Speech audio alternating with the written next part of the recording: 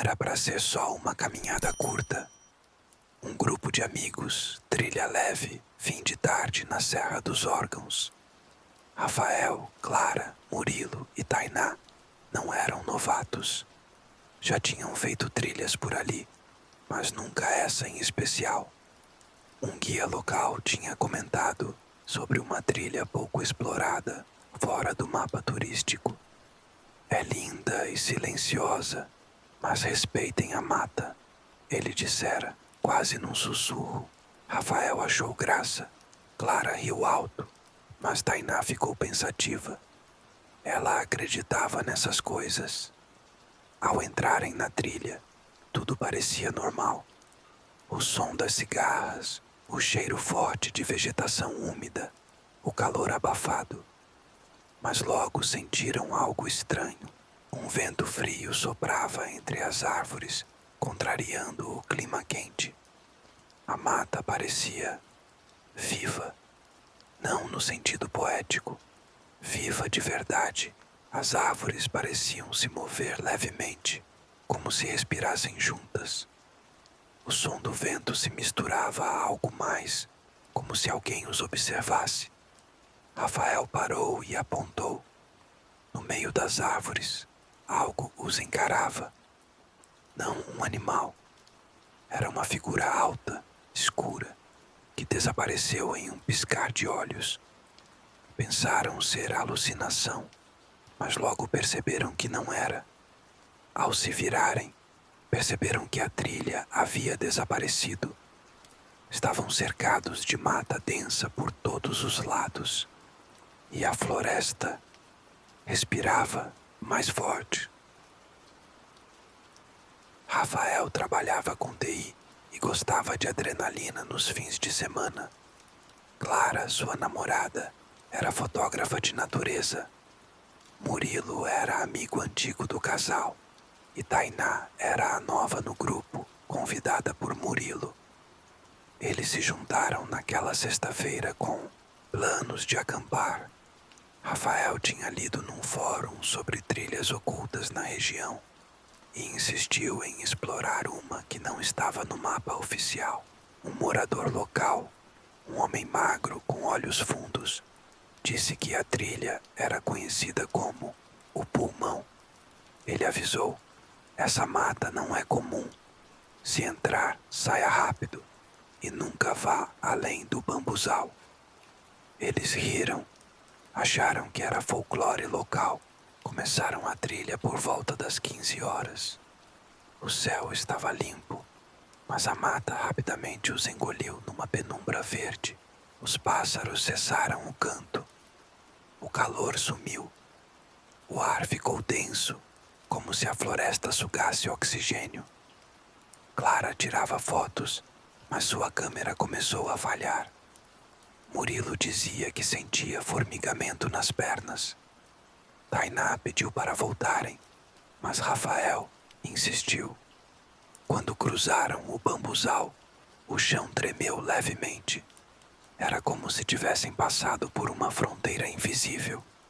Tudo ali parecia mais fechado, mais hostil, mas eles continuaram.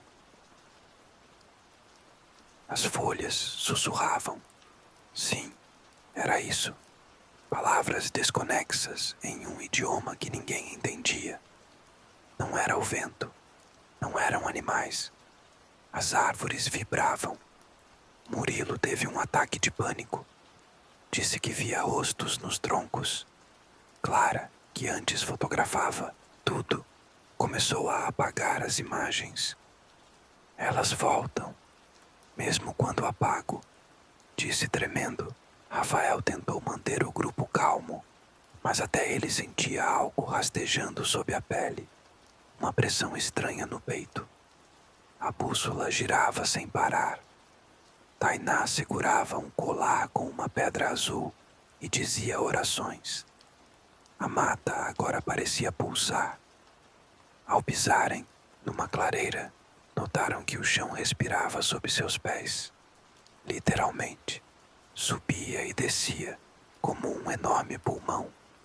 O céu havia desaparecido, coberto por folhas negras. Tentaram voltar, mas a trilha havia sumido. Só havia mata em todas as direções, árvores fechadas como muralhas. Então, ouviram um som baixo, como um coração batendo. Tum, tum, tum.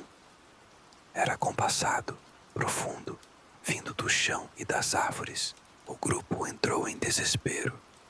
Rafael gritava, Murilo chorava, Clara vomitava e Tainá rezava com os olhos fechados. Algo estava vindo, algo que morava ali. A terra se abriu, não como num terremoto, mas como uma boca. Clara foi a primeira a cair. Sumiu num buraco lamacento que se fechou logo após.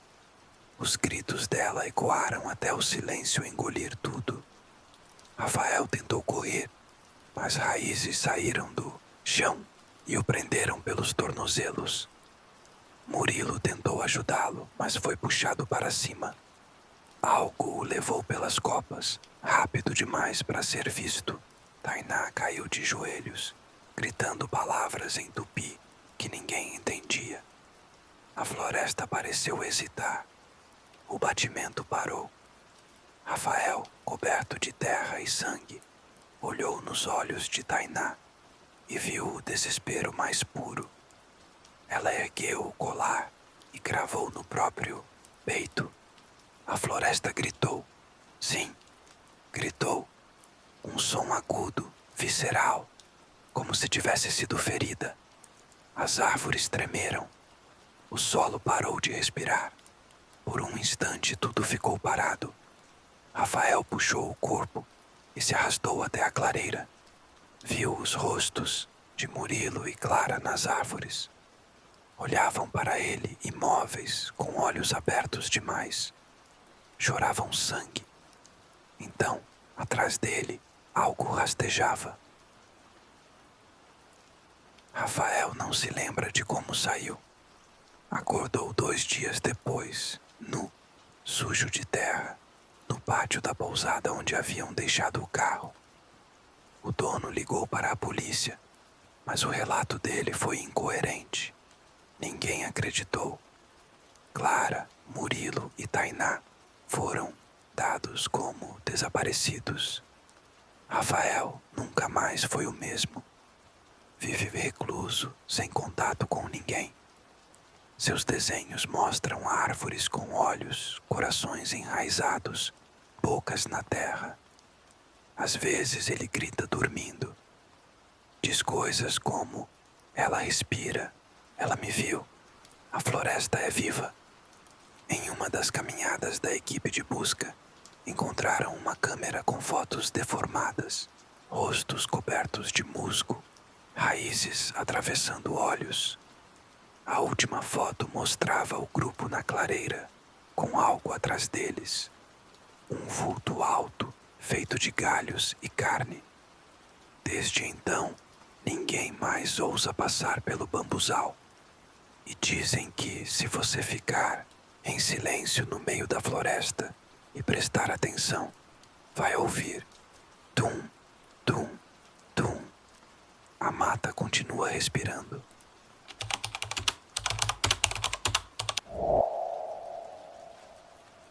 A estrada de barro se estendia deserta sob o céu opaco, como um corredor esquecido entre 2 mundos.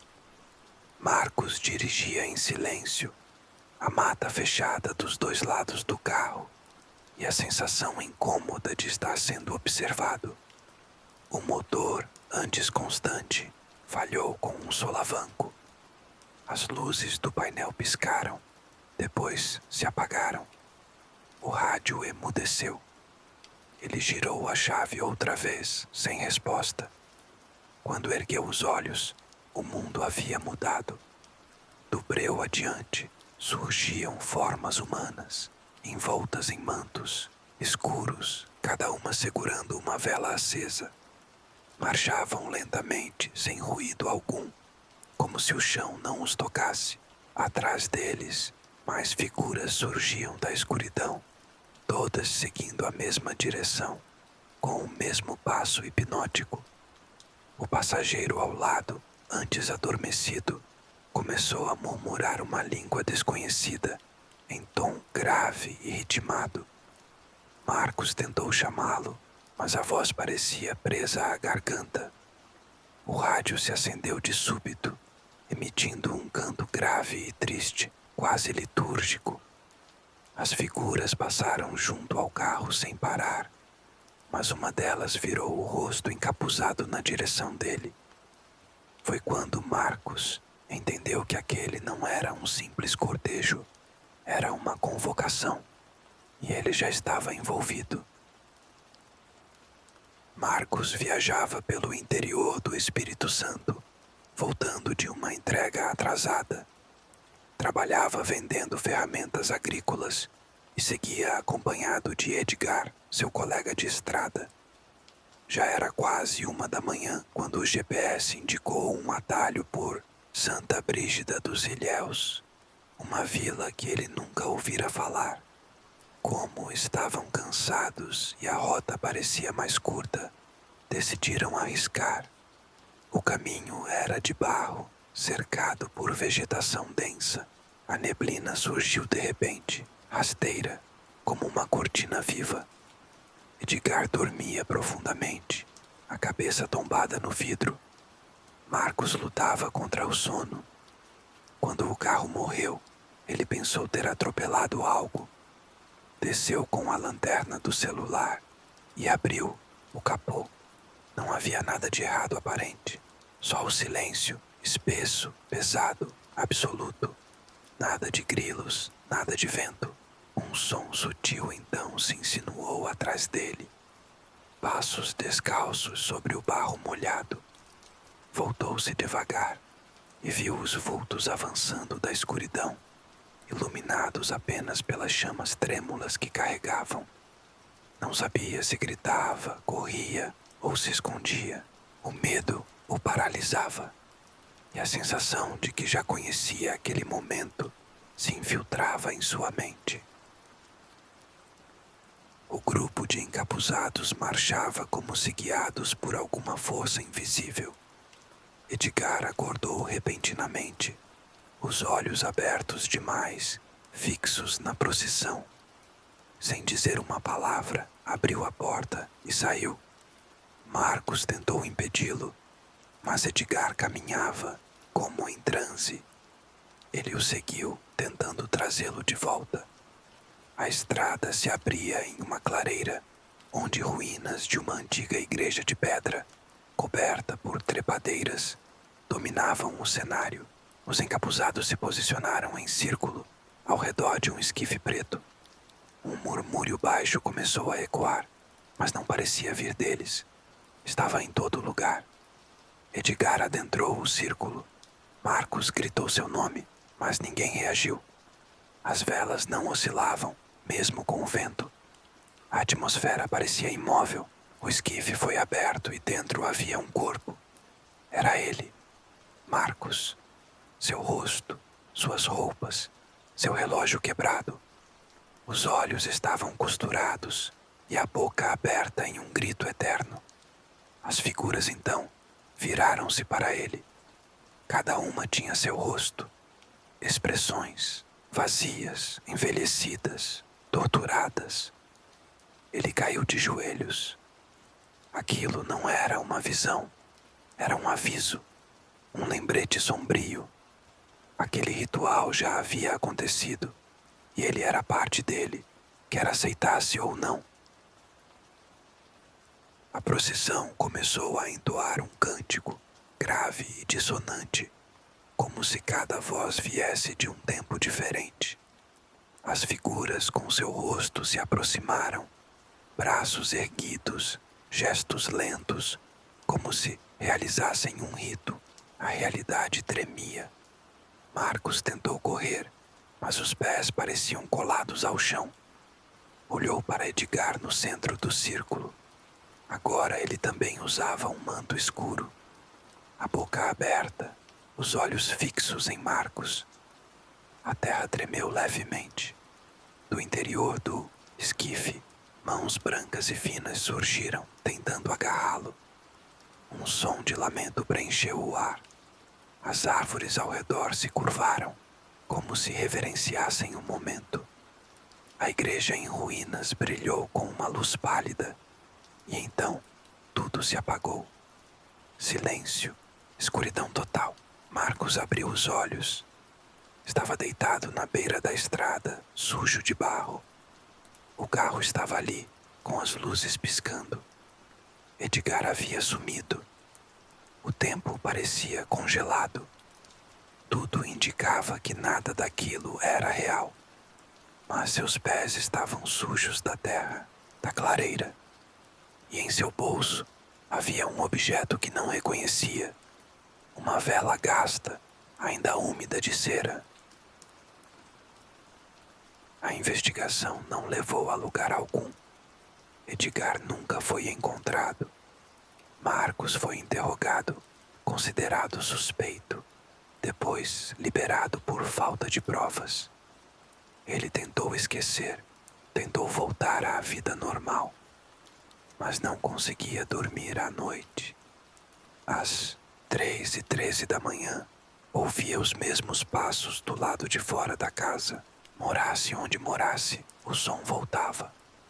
Certo dia, uma vela acesa apareceu em sua varanda, e ao apagar a luz, viu sua própria figura do outro lado da rua, imóvel, observando. Mudou-se diversas vezes. Não adiantou. Certa madrugada, recebeu uma caixa de papel pardo sem remetente. Dentro havia um manto escuro dobrado, uma vela nova e um pedaço de papel com a frase escrita à mão: "É sua vez de liderar." Desde então, ele não sai mais de casa. As paredes estão cobertas de espelhos virados para a parede. Toda noite, o cântico recomeça, mesmo sem som. Ele sabe que, quando acender aquela vela, não haverá volta. Porque aquele que vê seu próprio corpo em um esquife, cedo ou tarde será chamado. E ninguém escapa da procissão dos sem nome.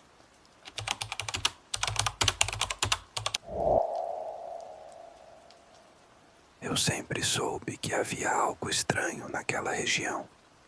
Desde pequeno, ouvia histórias sobre a Serra do Lençol, um trecho montanhoso entre Minas e São Paulo, envolto em neblina e lendas antigas. Era o tipo de lugar onde os sons pareciam viver entre as árvores, como se a mata guardasse vozes e ruídos de um mundo esquecido.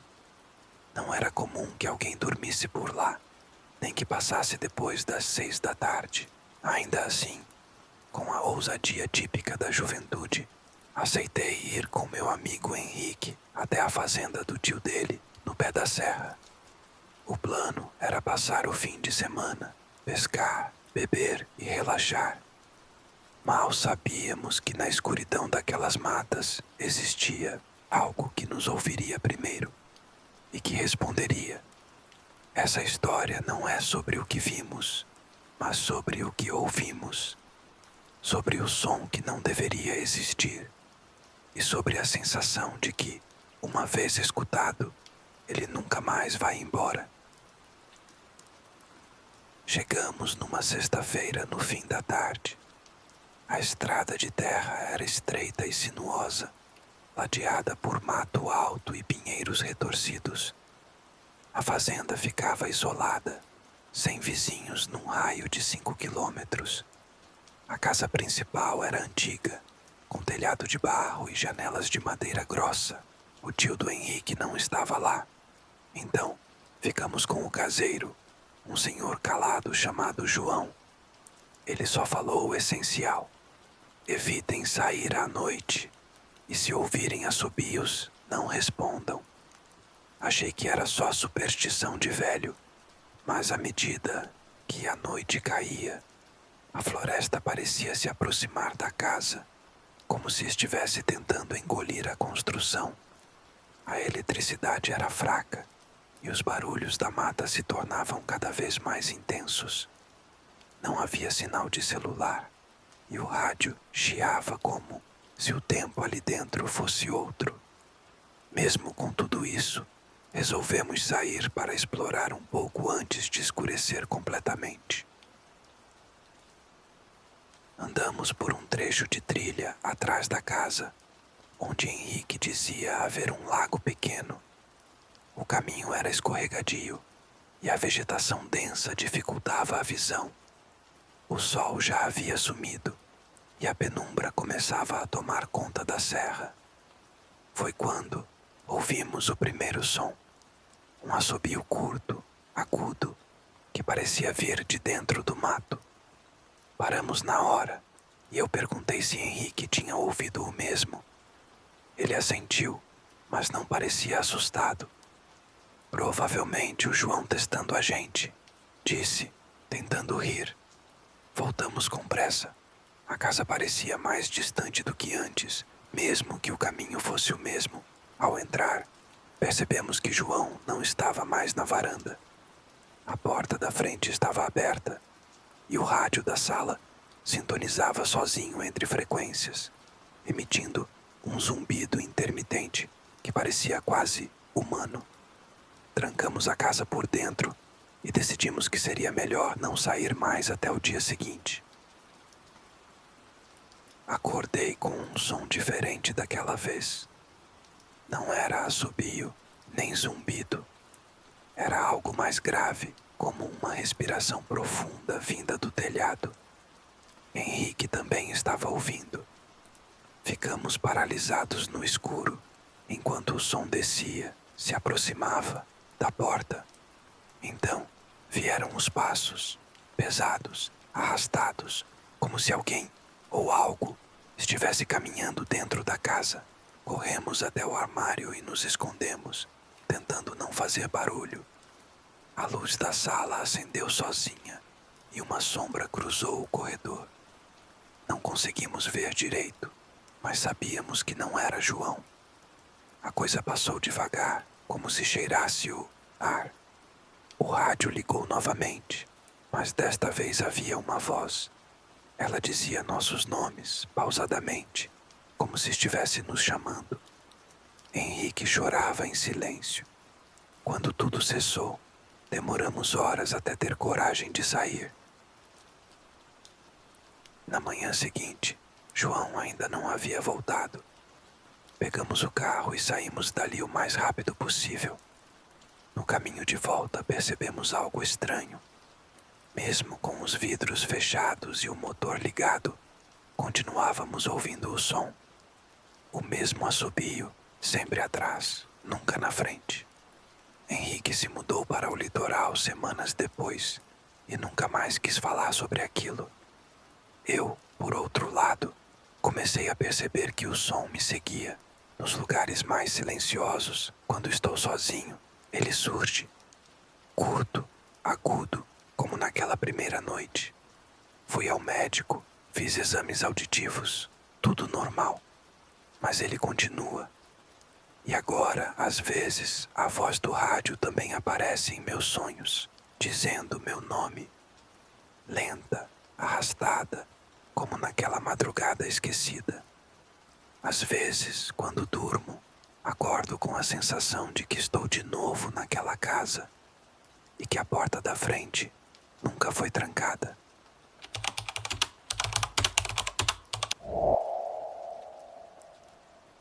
Toda cidade pequena tem histórias que ninguém gosta de contar em voz alta. A minha, enfiada no interior do Paraná, não era diferente. Desde que me entendo por gente, ouvi falar do Homem no Fio, uma figura que aparecia pendurada nos postes de luz nos arredores da cidade. Diziam que ele só surgia nas noites mais silenciosas, quando o vento parecia segurar a respiração. O homem não falava, não se mexia, só pendia da fiação, como um boneco esquecido pelo mundo, balançando suavemente. Os mais velhos alertavam: se visse o homem no fio, nunca deveria olhar diretamente nos olhos dele. E acima de tudo, jamais deveria chamá-lo. Eu sempre achei que era só mais uma daquelas lendas para assustar moleques, até aquela noite em que voltei andando da casa da minha namorada, pela estrada que cortava o bairro antigo. A lua estava baixa e vermelha, e o silêncio era tão profundo que meus passos pareciam gritar. Foi então que o vi, e a minha vida nunca mais foi a mesma. Eu tinha 17 anos naquela época, cheio de coragem de quem não conhece o perigo. Era início de inverno, e a cidade parecia ainda mais deserta do que o normal. Depois de uma noite tranquila assistindo filmes, resolvi voltar para casa, a pé, cortando pelo bairro antigo, onde sobraram poucos moradores e muitos terrenos vazios. As ruas eram iluminadas apenas por alguns postes velhos que piscavam e chiavam por causa da maresia e do tempo. Conforme avançava, notei que o vento havia parado completamente, como se o mundo inteiro tivesse congelado num segundo de espera. Foi aí que olhei para cima e vi, pendurado num fio de eletricidade, algo que parecia um corpo humano. Era magro, com braços longos, a cabeça caída para um lado, como se o pescoço estivesse quebrado. Não conseguia enxergar o rosto de imediato, mas senti um calafrio subindo pelas minhas costas. Tentei convencer a mim mesmo de que era só um pedaço de lona ou algo assim, balançando ao vento. Aos poucos, percebi que o lona tinha dedos compridos que se estendiam lentamente na direção da fiação. A cada piscar dos postes, a figura parecia se aproximar um pouco mais do chão. Não andava, nem rastejava. Apenas descia. Uma força invisível parecia puxá-la para baixo, sem pressa. Eu queria correr, mas minhas pernas estavam coladas ao chão. Então, com um estalo quase imperceptível, a cabeça da figura se ergueu, e eu vi os olhos. Não eram olhos humanos, eram duas manchas negras, profundas como buracos cavados na realidade. Senti uma pressão no peito, como se todo o ar da noite tivesse sido sugado para dentro daquelas órbitas vazias. Tremendo, fechei os olhos e rezei baixinho, como minha avó me ensinara. Quando abri novamente, a rua parecia vazia. O homem havia sumido. Mas o vento, antes parado, agora sussurrava um nome. Meu nome. Corri como nunca corri antes na vida. Cada passo era como mover o corpo através de areia movediça. Atrás de mim, os postes começavam a apagar, um a um, como se alguma coisa estivesse passando sob eles.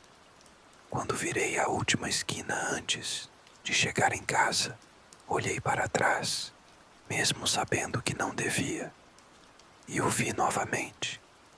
Não no fio desta vez, mas parado no meio da rua, completamente imóvel, olhando diretamente para mim, com aqueles olhos sem fundo. Seus braços, longos demais para um ser humano, se estendiam quase até o chão. A pele parecia feita de trapos cinzentos, rasgados, como se ele estivesse se desfazendo em pedaços. Gritei, mas o som morreu na garganta. Consegui entrar em casa e trancar a porta. O tempo parecia parado. Atrás da janela, na rua deserta, o homem permanecia, apenas esperando. O poste piscava acima dele, lançando sombras que pareciam se esticar como garras em minha direção. Naquela noite, não dormi. Fiquei no chão da sala, com a luz da cozinha acesa e o telefone discado para a polícia, mas sem coragem de apertar o botão de chamada. No dia seguinte, ninguém acreditou no que contei. Disseram que eu tinha sonhado, ou que era só fruto da imaginação alimentada pelas lendas da cidade. Mas eu sei o que vi, e sei também que o homem no fio não foi embora.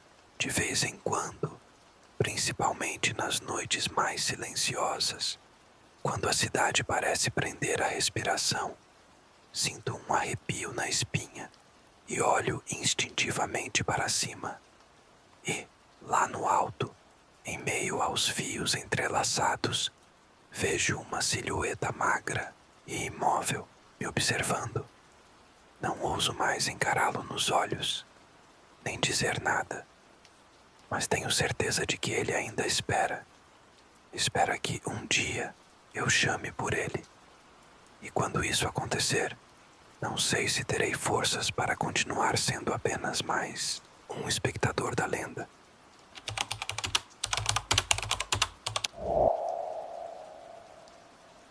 No interior de Minas Gerais, existe uma ponte esquecida pelos mapas, perdida entre matas densas e trilhas de terra.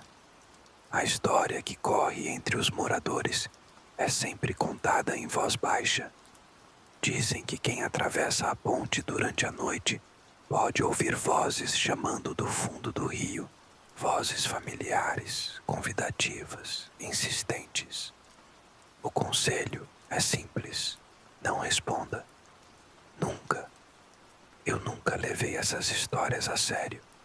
Até que, numa madrugada chuvosa, precisei encurtar o caminho para casa.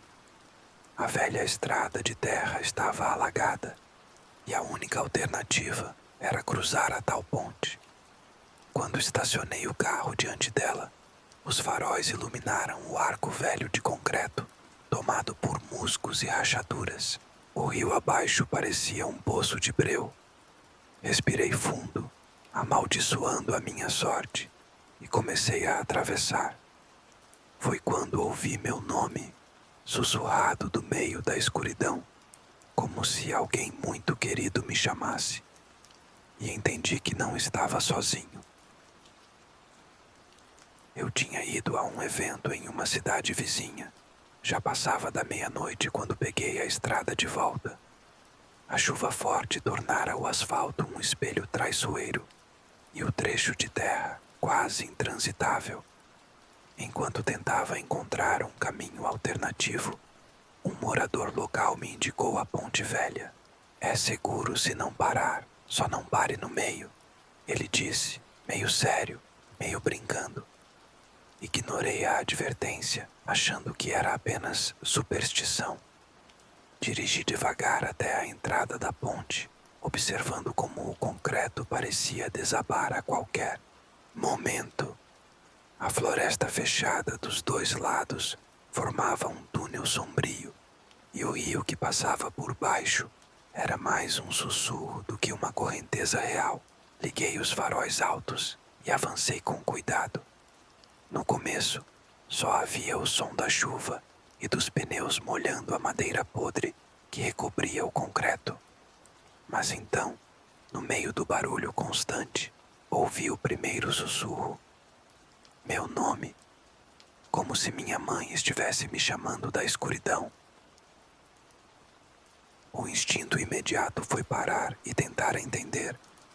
Eu sabia que minha mãe estava a quilômetros dali, dormindo tranquila. Mesmo assim, a voz era dela. A pronúncia exata, o tom doce e preocupado. Engoli em seco e acelerei um pouco, tentando ignorar. Mas então, vieram outras vozes. A de meu avô, falecido anos antes. A de minha irmã, que cresceu comigo naquele mesmo interior. Vozes familiares, próximas, como se estivéssemos em uma reunião de família. Senti as mãos suarem no volante. O carro parecia mais pesado a cada metro percorrido. Olhei para o retrovisor e juro que vi uma silhueta sentada no banco traseiro, imóvel, borrada pela escuridão.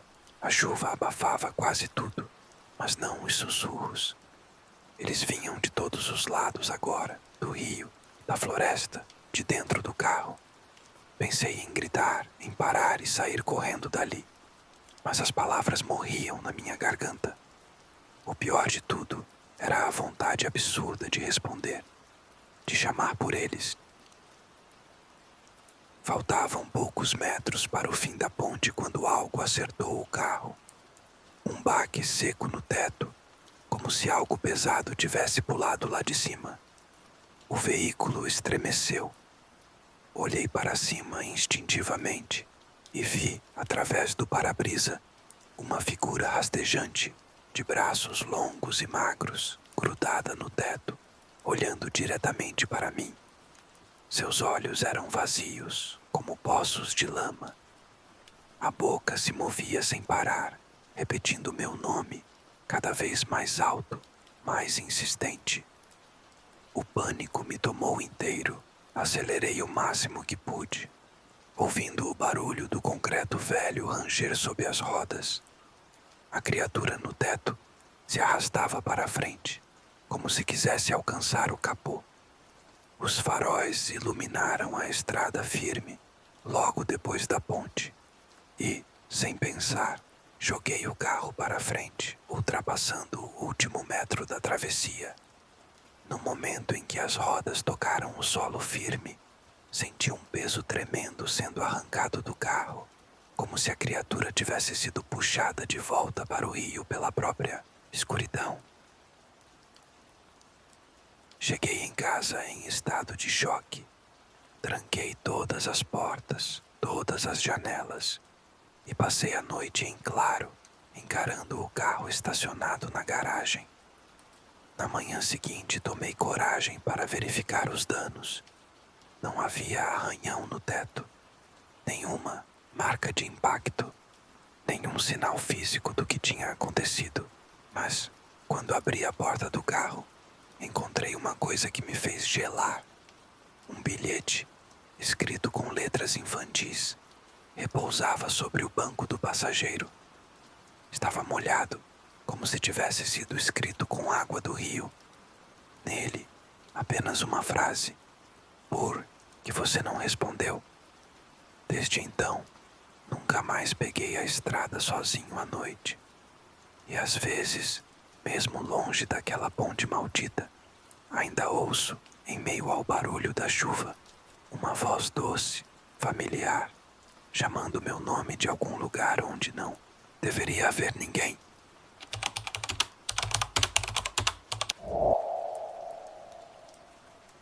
Às margens de uma pequena cidade no interior do Paraná, existe uma casa abandonada que, dizem os moradores, nunca deveria ter sido construída.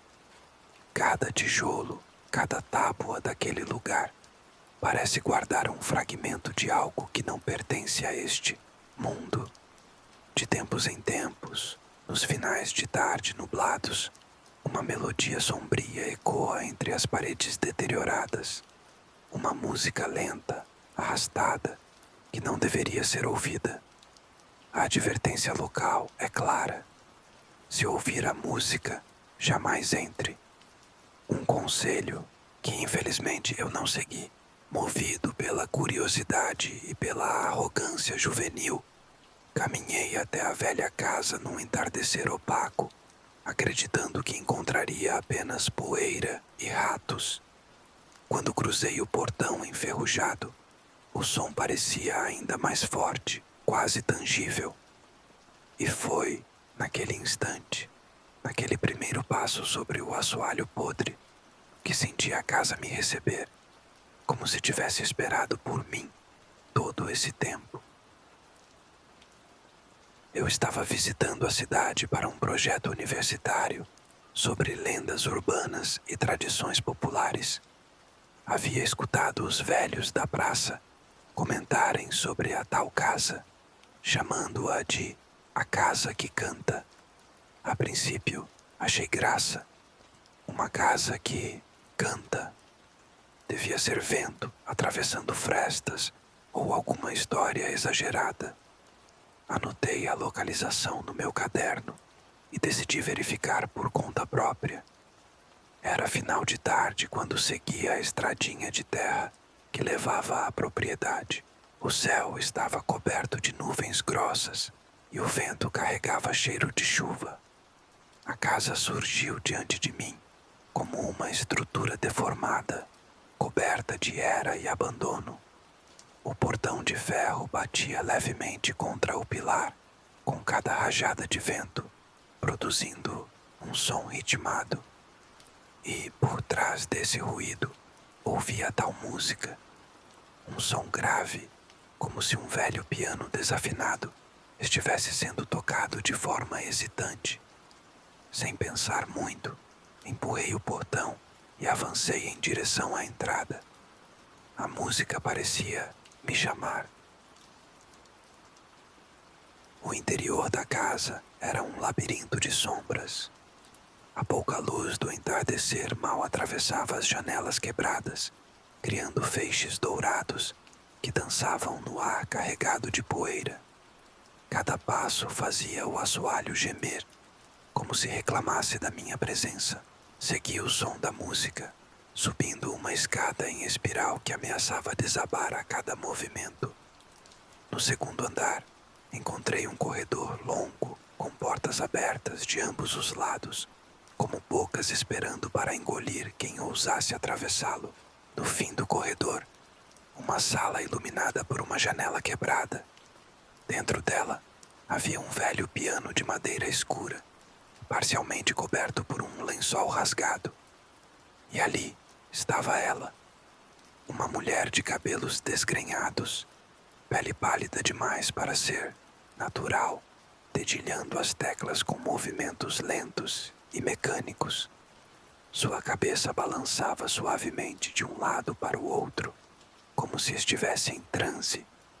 O som era hipnotizante, horrível e belo ao mesmo tempo. Fiquei parado, incapaz de me mover ou de desviar o olhar. A mulher parou de tocar abruptamente e ergueu a cabeça, encarando-me com olhos opacos, sem brilho, como duas pedras mortas. Senti meu corpo congelar. Sem que ela dissesse uma palavra, ouvi dentro da minha mente uma voz rouca e antiga que sussurrava para mim. A voz dizia que eu tinha entrado e agora deveria ficar. A casa tremeu, o chão gemeu e todas as portas do corredor bateram ao mesmo tempo, como se selassem a minha única rota de fuga. A mulher levantou-se devagar e a cada passo que dava em minha direção, a música retornava, agora mais alta, mais dissonante, preenchendo meus ouvidos até doer. Quando ela estendeu a mão para mim, vi que seus dedos eram longos demais, anormais, e que, embaixo da pele, algo pulsava como vermes se contorcendo. Reuni toda a força que tinha e corri, tropeçando e batendo nos cantos escuros da casa, guiado apenas pelo instinto de sobrevivência. Atrás de mim, a música nunca parava, ecoando como uma corrente invisível que tentava me puxar de volta. Consegui escapar pela janela dos fundos, rolando na terra molhada e me arrastando até o portão. Só parei de correr quando alcancei a estrada principal. Mesmo então, mesmo à distância, ainda pude ouvir a música sussurrando na minha mente, como se tivesse gravado suas notas em minha alma. Voltei para a cidade e nunca mais me aproximei daquele lugar. Os velhos me olharam com olhos cansados, sem dizer uma palavra, como se já soubessem o que eu tinha feito. Hoje, anos depois, às vezes acordo no meio da noite com aquela melodia retorcida, tocando baixinho no quarto. Já troquei de casa, de cidade, tentei esquecer. Mas toda vez que a música volta, sinto o mesmo frio subindo pela espinha, o mesmo cheiro de mofo e abandono invadindo o ar. Sei que um dia, se ouvir a música por tempo demais, não vou resistir. Sei que no fundo, a casa ainda me chama. E dessa vez, talvez eu não consiga escapar. Algumas histórias nunca deveriam ser contadas, mas agora já é tarde demais. Gostou? Deixe seu like e me conte nos comentários o que você faria nessa situação. Sua participação mantém os sussurros vivos. Agora, Apague as luzes, feche os olhos e tente dormir, se conseguir.